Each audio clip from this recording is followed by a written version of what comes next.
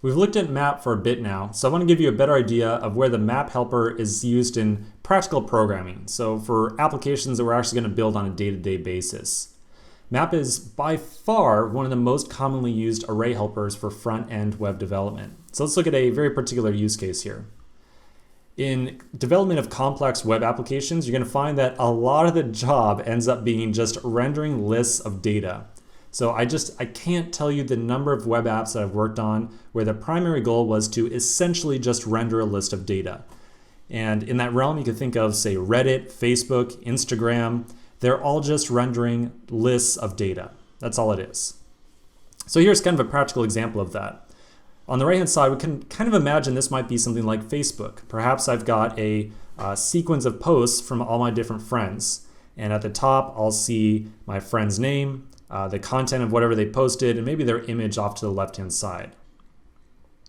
To get some data to show, to actually show on the screen to get the posts, we might load some amount of data from our backend server, which would be maybe like an array of objects, where each object represents a single post. And so maybe an individual post object, which is this kind of friend update right here, has a property like friend post.name and content and image or something like that.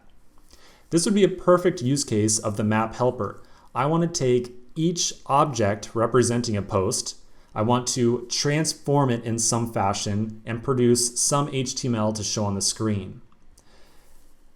I could use the map helper for that to great effect. So when I map over the post array, I'm not going to mutate the existing array, right? I'm not going to change the post array. I don't want to just randomly stick some HTML in there.